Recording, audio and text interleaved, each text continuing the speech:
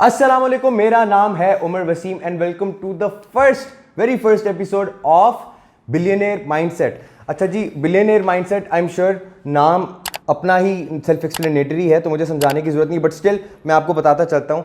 हर हफ्ते एक दिन हम लोग एक बहुत सक्सेसफुल एंटरप्रेन्योर या एक बिलियनेयर को शोकेस करेंगे who has the potential to get there और इज ऑलरेडी देयर।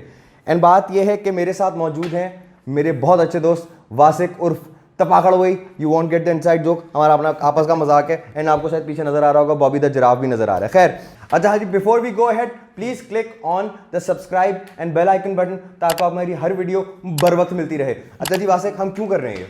अच्छा, सबसे पहले तो thank you so much for having me on the show. Very welcome. Okay, so billionaire mindset basically हम सबसे पहले तो जिस वक्त बिलियनेयर माइंडसेट की बात करते हैं तो we want to know about that particular mindset और यू नो दैट वो सोच जो इंसान को एक बिलियनियर बनने की तरफ लेके जा सके।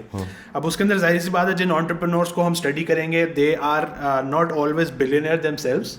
हो सकते हैं वो मिलियनियर हो या उससे भी नीचे हो या उससे ऊपर हो, but at least they would be at certain stage of their life और at the point where they are definitely on the path of becoming a billionaire और have the potential to become a billionaire at least, ताकि हम उनसे सीख सकें। The reason why I came up with this is because entrepreneurs को study करना, successful entrepreneurs को study करना, उनके लाइफ के बारे में, उनकी सक्सेस स्टोरीज के बारे में, उनके बिजनेसेस, उन्होंने अपने मॉडल्स को कैसे बनाया और फिर उनके जो चैलेंजेस आए उन्होंने उनको कैसे ओवरकम किया।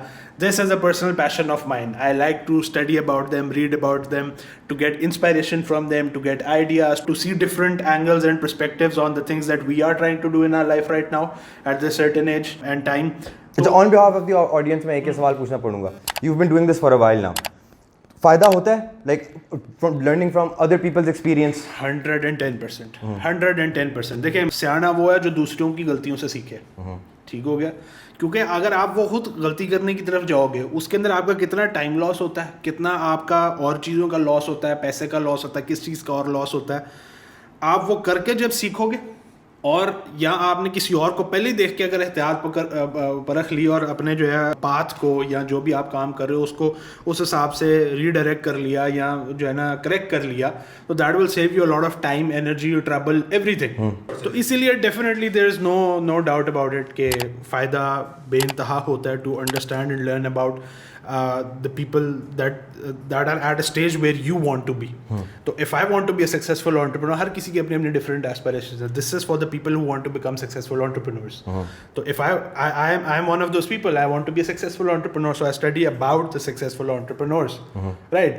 अब जिस तरह हम एक मिसाल लेते हैं, I know you're very good with singing, right? And I'm very sure कि जिस वक्त तुम किसी बड़े आर्टिस्ट को सुनते हो तो you listen to them in a different way than any ordinary person does. तुम ये देखते हो कि यार अच्छा यहाँ पे इसने किस पॉइंट पे किस नोट को कहाँ उठा दिया, या इसने अपने इंस्ट्रूमेंट को कैसे यूटिलाइज करके एक जो है ना अजीब सी सेंसेशन क्रिएट कर दी, डेप्थ में एनालाइज करने की आदत हो जाती है। एग्जैक्टली, बिल्कुल। और फिर वो उसकी परफॉर्मेंस टू परफॉर्मेंस वेरी भी कर रही होती है। वो एक ही गाना 4 दफ़ा गाएगा, हर 4 दफ़ा में अब ये उसका जीनियस लेवल, उसकी क्रिएटिविटी होती है कि वो हर दफ़ा उसके अंदर कोई ना कोई ऐसी जान या स्पार्क या ऐसा कोई काम कर देता है। लेकिन ऑब्वियसली वो हम ऑर्डिनरी लोगों को हुआ have nothing to do with the music industry या जिन्होंने कभी इसको पढ़ा नहीं, सीखा नहीं, उनको ये बात नहीं समझ आ सकती। लेकिन जो खुद एस्पायरिंग म्यूजिशियंस हैं उनको वो बहुत चीज़ें समझ आएंगी और वो से सीखेंगे भी। अब इसी तरह एंटरप्रेन्योरशिप के अंदर it goes the same way. मैंने जो अपना सबसे पहला स्टार्टअप शुरू किया था उसके अंदर हम एक पॉइंट पे आकर फंस गए थे। वहाँ पे we were not able to increase the amount of money we were earning from one single person. Okay. And guess how did we end up increasing that? How?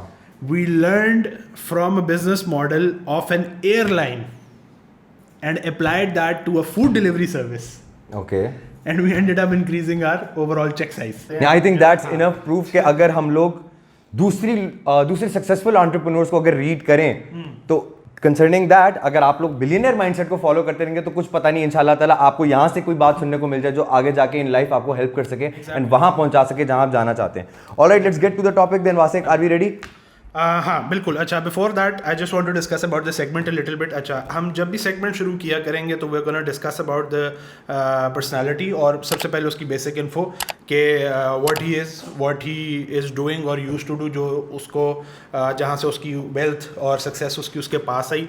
और उसके बाद हम उसकी एज डिस्कस करेंगे to keep it in perspective कि उसने कब काम शुरू किया, जो उसने वो काम जो जिससे वो सक्सेसफुल हुआ उसने वो कब शुरू किया, आज उसकी एज क्या है अगर वो हयात है तो, and plus most importantly because this is billionaire mindset कि उसकी नेटवर्थ क्या है। ठीक है, well, of course. नेटवर्थ के ऊपर I want to make a clarification before we go ahead. Net worth basically means कि इस बंदे के पास एक्चुअल एसेट्स क्या हैं, मतलब कि घर, गाड़ियां, शेयर्स, जो चीज़ें जो है ना उसके पास एसेट्स जो है उसके वो कितने हैं, उनको जो है ना सम अप करके फोर्ब्स और जो आपके इंस्टीट्यूट्स हैं जो नेटवर्थ आपकी एस्टिमेट करते हैं, पब्लिश करते हैं, गूगल भी करता है, तो वो net worth is based on the assets you have, not your earnings.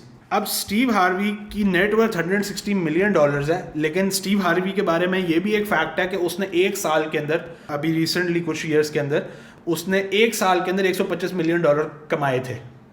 एक ईयर में उसकी अर्निंग 125 मिलियन थी, एंड अभी उसकी नेटवर्थ 160 है। 160 है। अच्छा, तो अब उस 125 में से उसने एसेट में कितना कन्वर्ट किया वो उसकी नेटवर्थ उठाएगी, बाकी उसने खर्च दिया या जो भी किया that is up to him. ठीक है, अब $125 मिलियन एक साल में उसने कमाया। अभी 2017 का भी मेरे पास एक फिगर है, एक्यूरेट फिगर, 2017 में उसने $44 मिलियन सिर्फ उसी साल कमाए थे। ठीक है, that is again 1/4 of his. तो हो सकता है इस बंदे ने $1 अरब से भी ज्यादा कमाए हों, वेरी वेल पॉसिबल, लेकिन उसकी नेटवर्थ $160 मिलियन काउंट होती है। Just to give you a perspective के net worth does matter but not to an extent कि इस बंदे की सक्सेस स्टोरी क्या है।